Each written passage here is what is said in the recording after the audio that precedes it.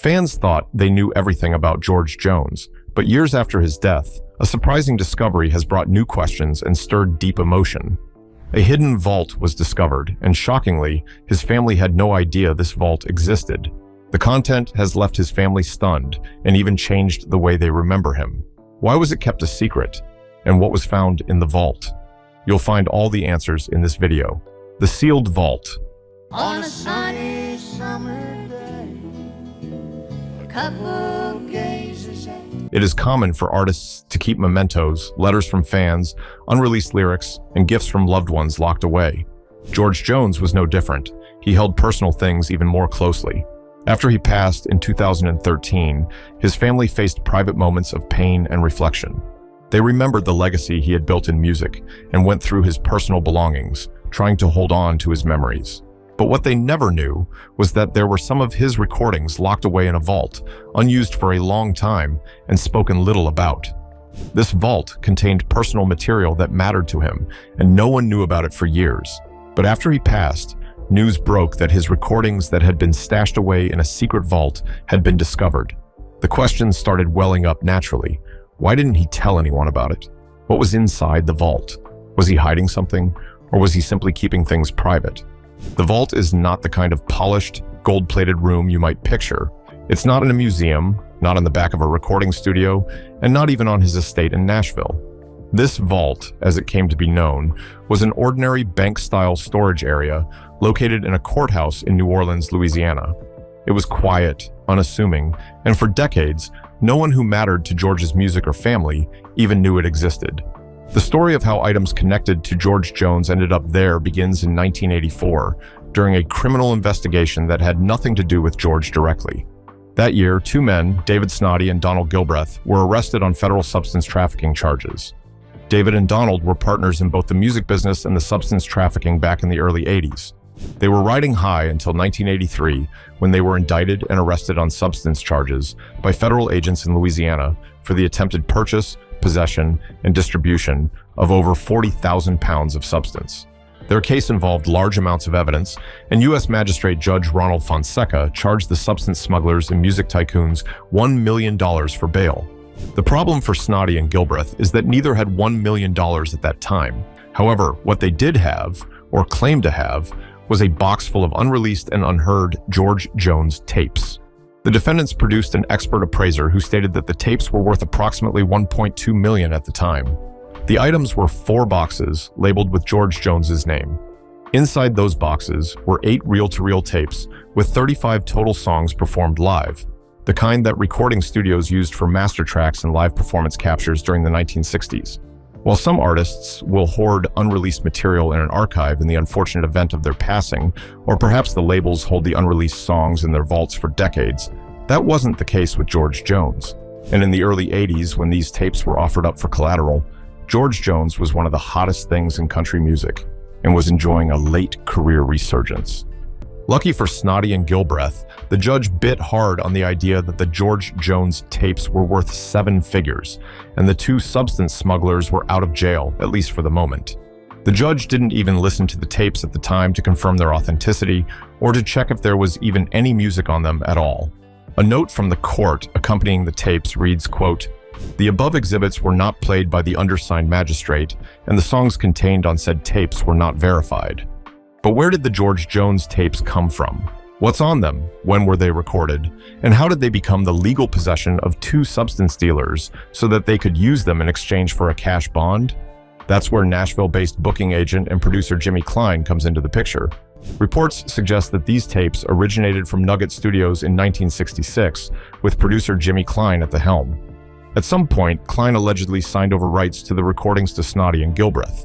Before the George Jones tapes could be used as collateral, Jimmy Klein had to sign an affidavit affirming that Donald Gilbreth was the rightful owner of the tapes and that Klein had previously been the rightful owner, thereby granting him the right to transfer ownership.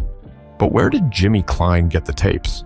Jimmy Klein was the booking agent for George Jones and fellow Hall of Famer Connie Smith in 1966. This is when the George Jones tapes were allegedly recorded. It is believed that George Jones and his backing touring band called the Jones Boys walked into the Nugget Studios in Goodlettsville, Tennessee, and cut 35 songs live to tape. Why exactly they recorded the songs has yet to be confirmed, though, taking clues from the collection of recordings, the fact that Jones cut them with his touring band and not session musicians, which was the custom at the time. The recordings were likely for a radio special or some other promotional use. It wouldn't be unusual in country music in the mid to late 60s to make such tapes. Jimmy Klein and Donald Gilbreth acted as the producers for the recordings. Donald Gilbreth, who, along with David Snoddy, owned Worldwide Records, a musical operation that may have been used as a front in their substance smuggling business. However, for whatever reason, the results of the Nugget Studios sessions with George Jones and the Jones Boys were never broadcast, never released, and remain in the same box they continue to be in today. How did Jimmy Klein obtain rightful possession of the recordings as opposed to the estate of George Jones? That's another question. Along with being a booking agent and producer, Jimmy Klein later became a partner in the music business with David Snoddy and Donald Gilbreth. Jimmy Klein swore that in 1982, George Jones signed an affidavit affirming Jones had legally surrendered all rights to the 1966 Nugget Studios recordings to him and Donald Gilbreth. This was during a period when Jones frequently failed to appear at concerts and recording sessions due to a drinking problem. Presumably, the reason for handing over the rights was to generate income during a troubled time in his life. Considering the state George Jones was in during that time, it is not entirely implausible. During the court case, the tapes were then taken into federal custody as part of the case's evidence. But that's not the end of the road for the convoluted chain of custody for the George Jones tapes. The substance smugglers, David Snoddy and Donald Gilbreth, eventually were found guilty of their crimes in 1986 and sent to prison, which also meant that their bond was canceled and the collateral was no longer the property of the government. A judge ordered possession of the tapes to be returned to Donald Gilbreth. This is where the lineage of the tapes takes a strange turn. After Donald Gilbreth's conviction, his attorney went to the court vault to retrieve the tapes. Gilbreth's lawyer even signed for them, and court records show the court had handed over possession of the tapes. From that moment, they fell out of public awareness. George Jones himself never made public comments about them, nor did the record label. Over time, the details of the case faded from memory, and so did the story of the tapes. But shockingly, it was later discovered that the tapes were still in the court's property storage, stacked away among boxes of old case files, evidence logs, and other sealed materials.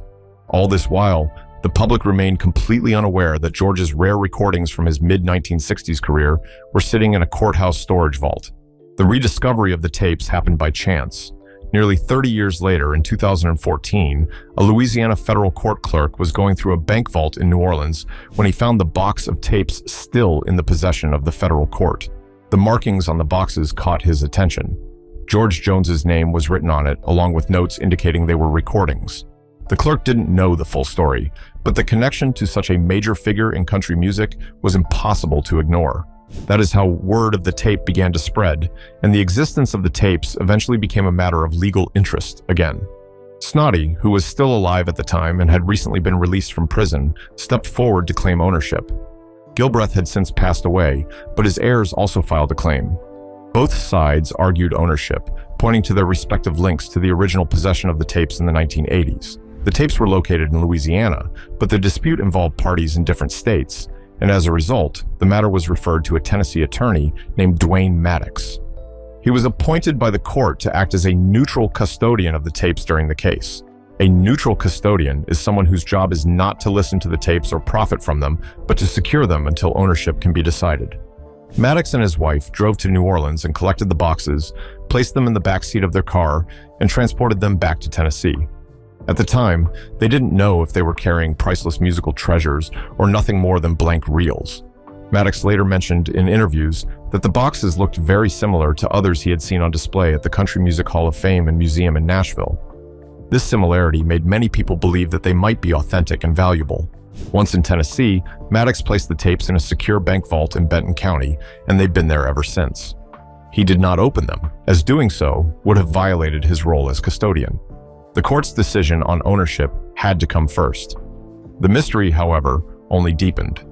Experts in audio preservation noted that since the reels were from 1966, they might have captured George Jones when he was still in a period of peak vocal strength.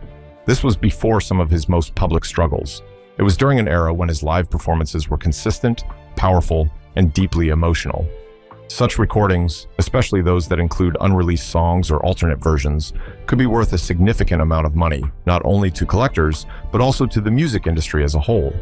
Yet, there was another possibility that the tapes might be damaged. Magnetic tape from the 60s is fragile, and decades of storage in less than ideal conditions can cause oxide loss, sticky shed syndrome, and other forms of degradation. Without proper preservation, any recordings on them could be distorted or even erased. And until someone played them, no one could know the truth. When the family of George Jones was made aware of the tapes, they approached the matter with caution. Do you know why? It is because the idea of hearing George's voice on previously unknown recordings, though exciting, also carries an emotional risk. For one, the tapes could be gems from his prime, or they could be unlistenable. And for a family still cherishing his memory, the thought of finding damaged or incomplete performances could be heartbreaking. Now think about how heavy that moment must have felt for his family members. The uncertainty was not just due to his loss, but also because of the controversial story associated with the tapes. The legal dispute surrounding the tapes dragged on for a long time. Ownership issues in cases like this can take years to resolve, especially when multiple parties make claims and the chain of possession is unclear. With all that had been going on, the tapes remained exactly where Maddox placed them, inside a vault, sealed from public view. The mystery of the tapes and their ownership remains unsolved. No official public announcement has been made regarding the opening or playing of the tapes. They may still hold the sound of George Jones performing live in the mid-1960s.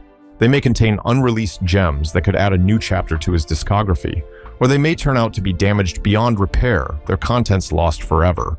So the next question everyone has is whether the public will ever get the opportunity to hear what's on these master tapes. With the potential revenue to be made from releasing the music commercially, it is likely that once all the legal wrangling has taken place, the songs will be released in some capacity. In truth, much of what is likely to be on the tapes is live studio renditions of stuff the public has already heard from George Jones. Perhaps there's an offhand chance of a song or two we haven't heard, or maybe a cover song that there's not a George Jones recording of already. Or who knows, maybe we'll hit the jackpot, and there's an unreleased album of mostly original songs sitting in the box, or maybe multiple of them. We'll just have to wait and see. The truth is, in the age of streaming, depending on what the songs ultimately become, they may no longer be worth $1 million.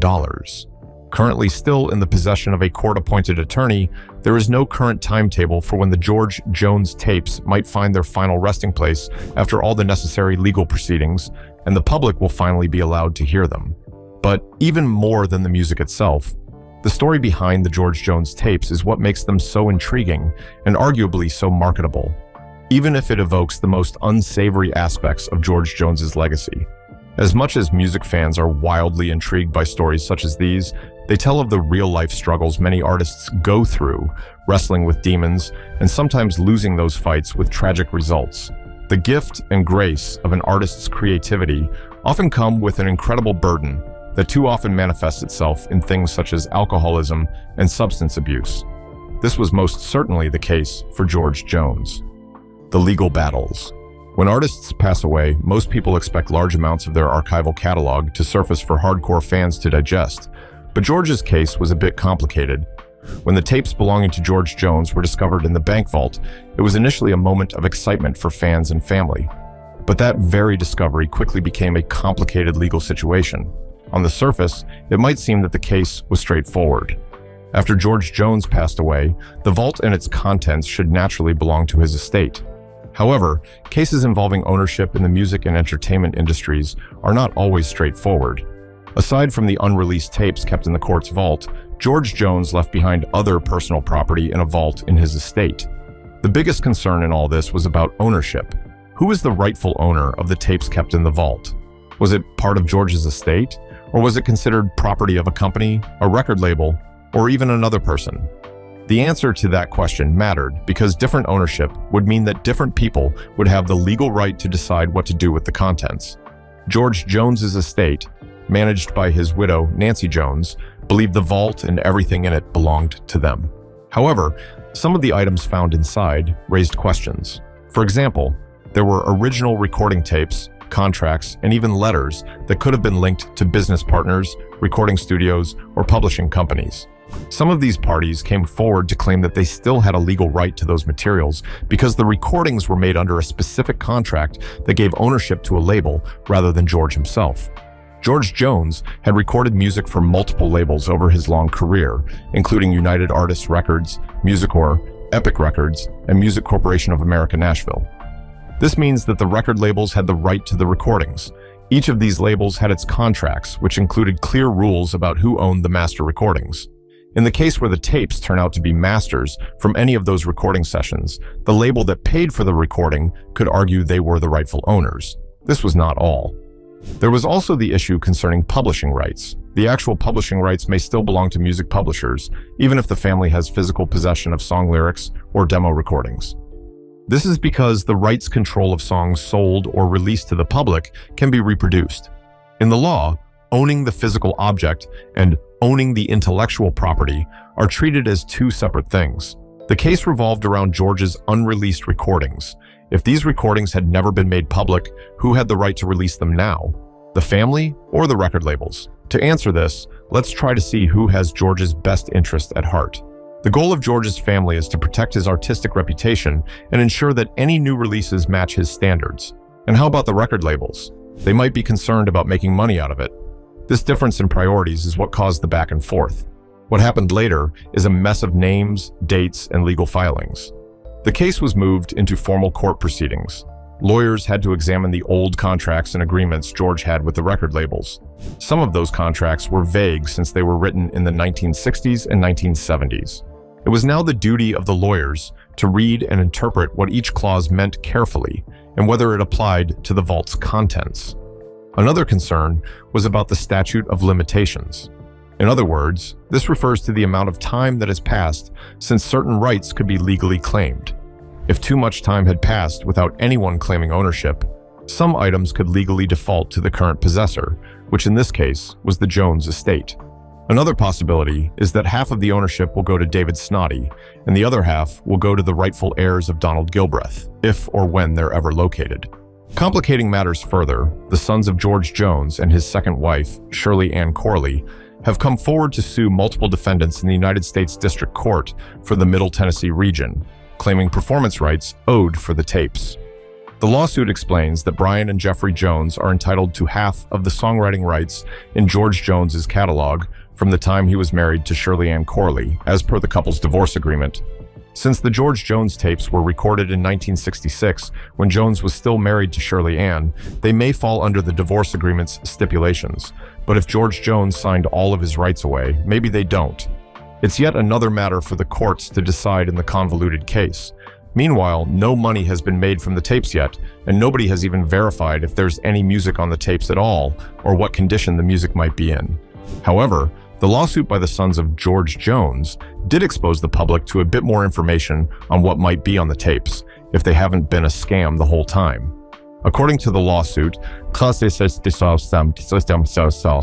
the collection constitutes 8 reel-to-reel master recordings, identified as album number 2, album number 3, album number 4, and a 4th unnamed project containing 10 song masters, including but not limited to recordings of the songs Jonesy, I'm Ragged But Right, Open Pit Mine, I Can't Change Overnight, Wrong Number, and Ship of Love. News articles and interviews reported on the legal disputes surrounding George's intellectual properties. Nancy Jones, his widow, also spoke openly about wanting to do what was best for George's legacy, saying she did not want his work to be handled in a way he would not have approved of. She also made it clear that protecting the vault's contents was a way of protecting George's memory. Meanwhile, music industry insiders and legal experts analyzed the case. Some believed the family would win most of the claims, especially for the personal items. Others pointed out that the big record labels with strong legal teams could win control over the unreleased music. It has been years of negotiations. And finally, some aspects of the case have moved towards settlement. Some items were officially recognized as belonging to the family, while others were confirmed as label property. But some disputes remained unresolved, particularly over the unreleased recordings. Till today, legal disputes and business questions hang over parts of the vault's contents.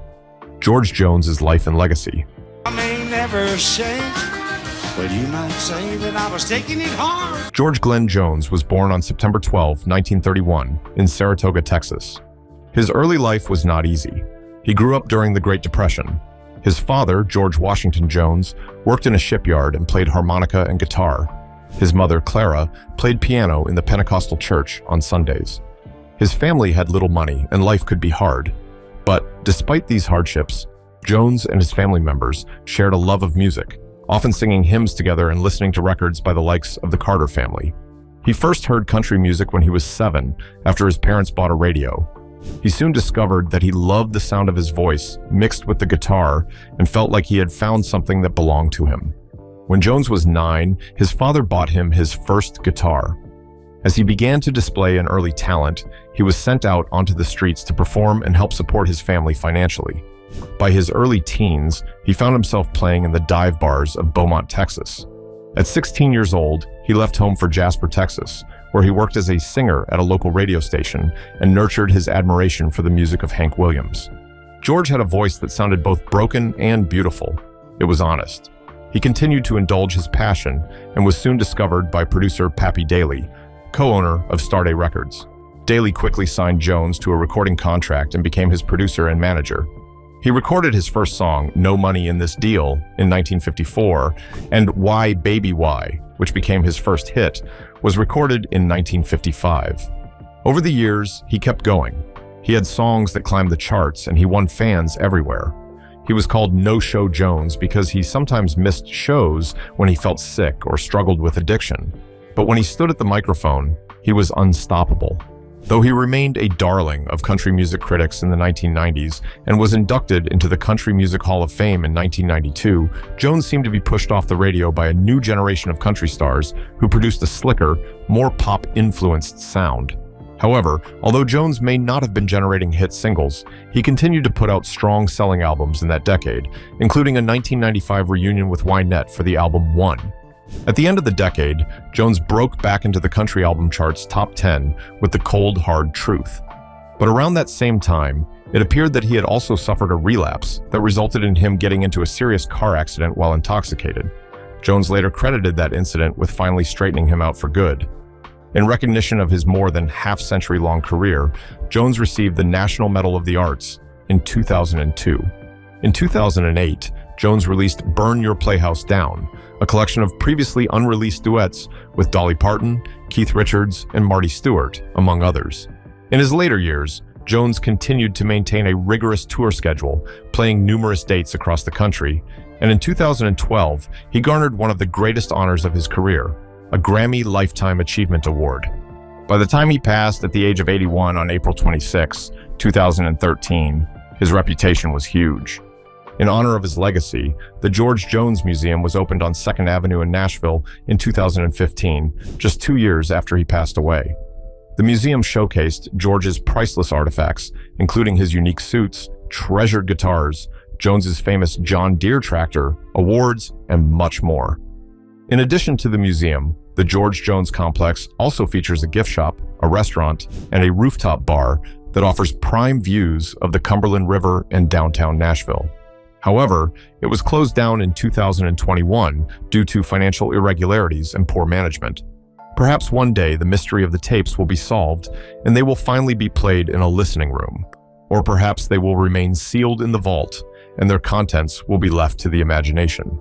Either way, the story surrounding it has already become part of George's legacy. With a career spanning more than 50 years, George Jones is regarded as one of country music's all-time greatest stars. He earned awards. He earned respect. He earned the hearts of millions. His clear, strong voice and ability to convey a wide range of emotions won over thousands of fans, earning him the envy of his peers. As fellow country star Waylon Jennings once said, "If we could sound the way we wanted, we'd all sound like George Jones." What do you think about the discovery of George Jones's tapes? Were these items a message to his family? And who do you think has the rightful ownership of them? Let us know your thoughts in the comments. Don't forget to like, share, and subscribe to our channel for more updates.